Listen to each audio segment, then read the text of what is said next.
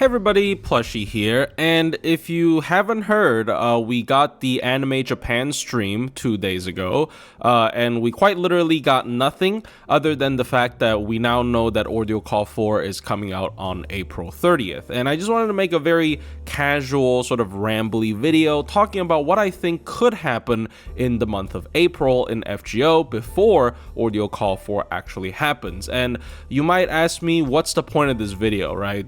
There is no point. It is just, speaking content I want to try because I've seen other FGO creators make more sort of rambly talking to their audience type videos and get pretty good reception, so I wanted to try this. Let me know if you think this is just completely worthless or if it's kind of interesting to at least put in the background while you're working or something.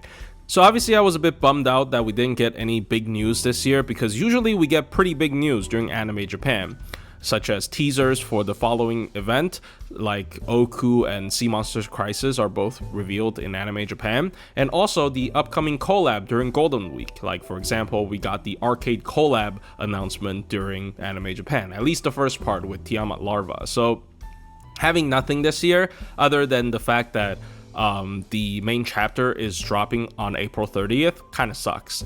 But this does give us some clue, because Golden Week in Japan starts on April 29th, so the chapter is actually going to take up the Golden Week slot for FGO instead of a collab this year, which I guess is pretty interesting, unless they want to merge the chapter with a collab. The collab would have to be moved somewhere else. If they still want to keep it in the first half of the year, it would probably have to either be in the month of April, which is immediately, or after the chapter on April 30th. So that is some clue to what could happen, but again, I would much rather have immediate news.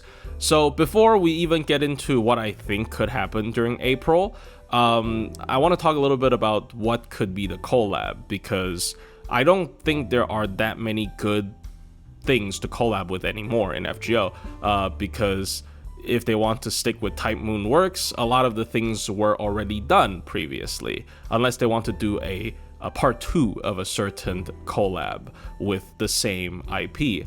I think the biggest one that people are talking about is obviously Fate Strange Fake, because the anime is airing this year and we got Richard at the start of the year, but I don't think it's in a very good spot right now, because Fate Strange Fake's anime release pace is horrible.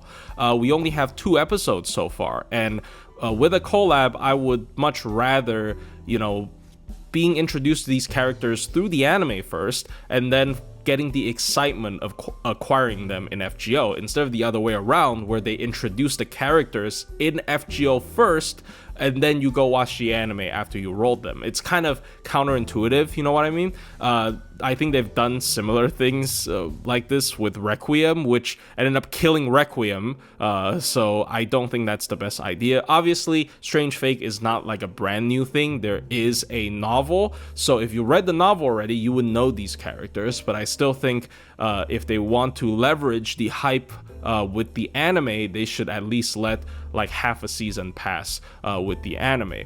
It doesn't help that the characters that have the most screen time in the first 2 episodes are all in game already. We have Enkidu, we have Gilgamesh, and of course we have Richard. So I don't even know who Prelati is or who Dumas is, as in terms of in Fate Strange Fake as characters, right?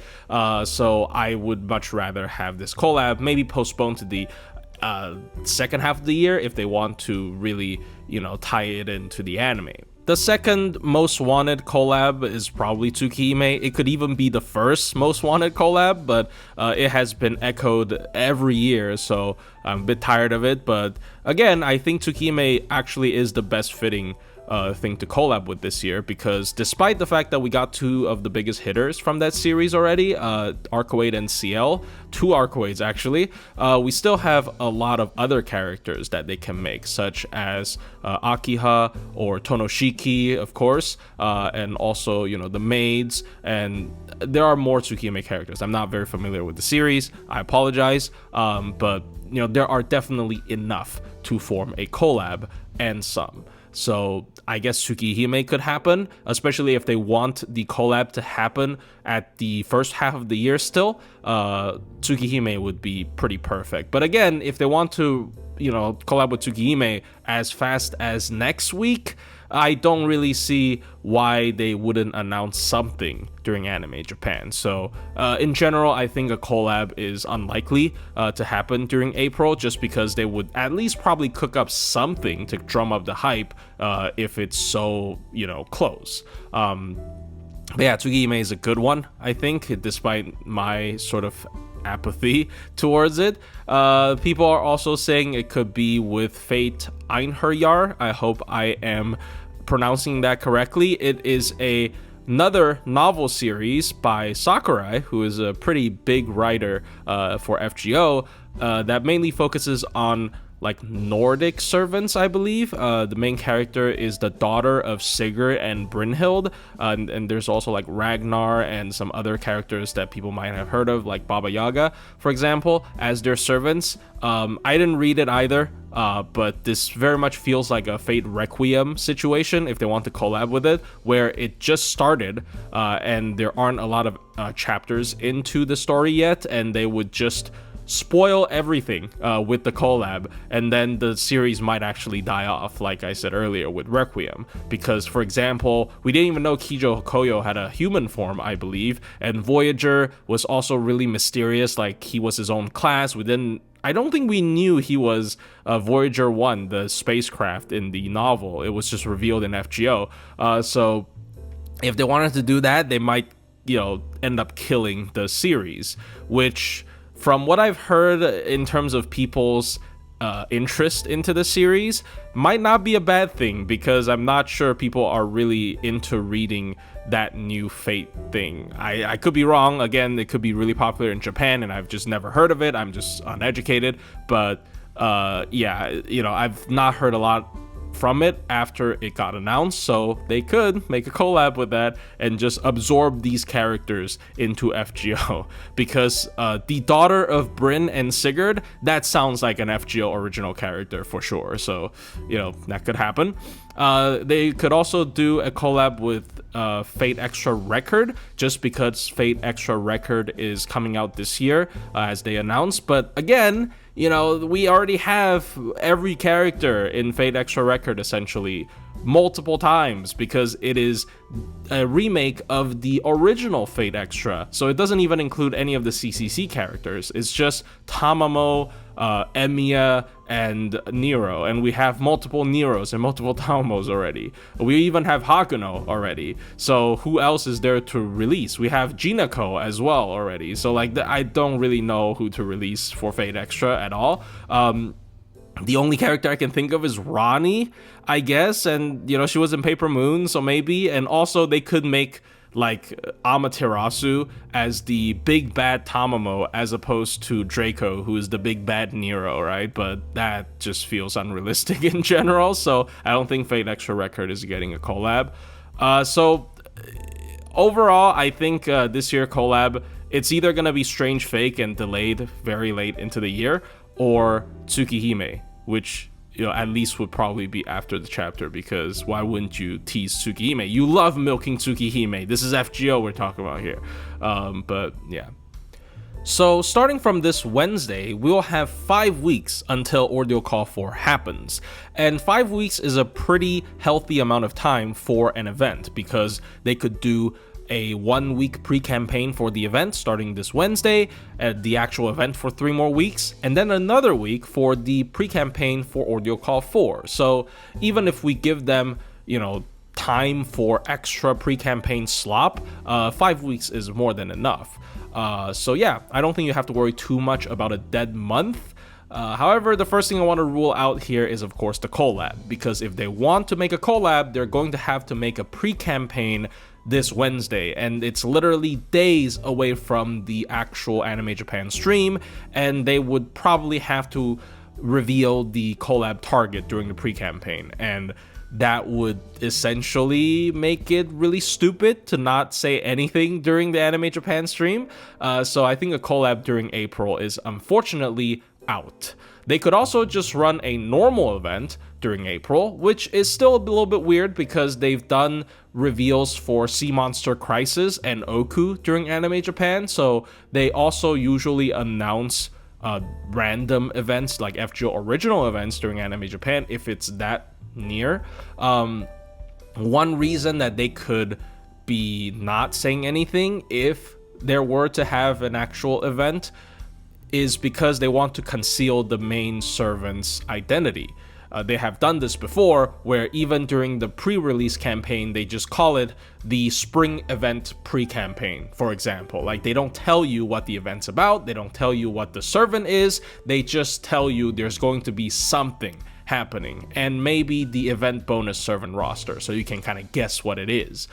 Now, this is reaching copium territory, but a reason that they could want to conceal the identity of the event featured servant is that they're going to release another Ordeal Call for a servant, just like Dante, before the chapter actually happens. Maybe it's a very big chapter, it is technically the last Ordeal Call, especially after they already unlocked Foreigner's class score. I think it's unlikely that we're getting a Foreigner chapter anymore, so this might just be the last Ordeal Call, and they might, you know, be prepping for something big, and there might be a really big roster, so they could reveal another Ordeal Call for servant during an event. Again, that's copium territory, but that could be cool. They could do King Ahsoka. I don't think they're gonna do the female though, because the female is obviously the face of Ordeal Call 4, so she's supposed to be released during Ordeal Call 4, but we could get other Ordeal Call 4 adjacent characters in a new original event. So that's the second thing I think could happen during April. The third thing I think could actually happen during April is a lotto. Because lottos are the only type of events that last 2 weeks instead of 3 weeks nowadays in FGO, which is kind of sad because lotto events are usually the ones that you want more time to farm for, but FGO likes to have FOMO on farming. So yeah, unfortunately, that's just how they do things. But a lotto makes a lot of sense because if they're going to have some kind of random slop event for the first week, maybe the new player assistant event, because they did show like a new piece of art during the Anime Japan stream where you know, you get more stuff if you are a new player, and also I think old players gets some stuff, just a little bit of stuff, and then they could do a pre-campaign after that, and then they could do a 2-week lotto, and then they could do a pre-campaign for the chapter, and then they could do the chapter. So I think that's possible. We didn't get a spring lotto last year, and they could do a spring lotto this year again, because that is kind of tradition, and I would be really happy because I'm very low on QP again. And finally, worst case scenario, I think, is just gonna be 5 weeks of campaigns and filler. When I say filler, I mean just non-event stuff, such as, you know, advancement quest released, or interlude campaigns, or hunting quest and all that, and like pre-campaigns, or even sometimes they do like main story clear support campaigns where they just push you to do the main story and give you more blue cubes in the shop, and make like main story 0 AP and whatnot. So that would be the lamest, I think, if they do it for 5 weeks straight. It is not impossible. Like, they have a lot of reasons to make random campaigns and then just fill in 5 weeks. Because, like, if we really believe they're going to do the new Master Spring campaign this Wednesday, and then they're going to do a pre-campaign for Ordeal Call 4, they could easily fill in 3 weeks of just random stuff. Honestly, I'm not the most upset if they do interludes again, because interludes means multiple buffs, and multiple buffs means we have stuff to talk about during Smobcast, and also, you know, servants getting buffs are pretty interesting nowadays, especially ones that are like groundbreakingly good, like Constantine or Kama. And hunting quest wouldn't be the worst thing ever. It would be pretty boring, but it is still farming, I guess. So if it has good materials, I would be okay with that as well. One weird thing about fillers in FGO though is that a lot of that is actually incorporated into a more scheduled system already. mainly Super Recollection quests and the weekly class banner rotations. Like FGO used to find random excuses to rerun certain SSR banners so people can get their characters again, but they already have the class rotation banners, which its exact purpose is that. So they don't really have to add even more random reruns, especially not after Valentine's and White Day, where they also reran every single story lock and permanent female and male. Like, how many reruns do we actually need for these servants? It's kind of crazy, right? The second thing, of course, is a Super Recollection quest, because Super Recollection quests usually also give you a banner rerun for the servants of that chapter. They didn't do it for Ordeal Call 3, so maybe they could do like a summer rerun banner for last year during this 5 weeks. That could actually happen now that I think about it. But mainly we got the buffs for those servants, we got the banners for those servants, and also we have the main story support campaigns done during Super Recollections. Like, they reduce the featured chapter's AP to 0 and also permanently reduces the chapter before the featured chapter's AP by half. And they also sell blue cubes during Super Recollections. So it's kind of just pointless to do something on top of that which will achieve the exact same result. So I'm not saying they are running out of fillers, because they still have, again, advancement quests, they still have hunting quests, and they still have interlude campaign. And just from what I came up with in a whim earlier, they could rerun summer banners, right? So it's not like it's impossible for them to come up with 5 weeks of filler, but I have some hope that they would at least have one event in between. So that's about all I wanted to say for the Anime Japan stream.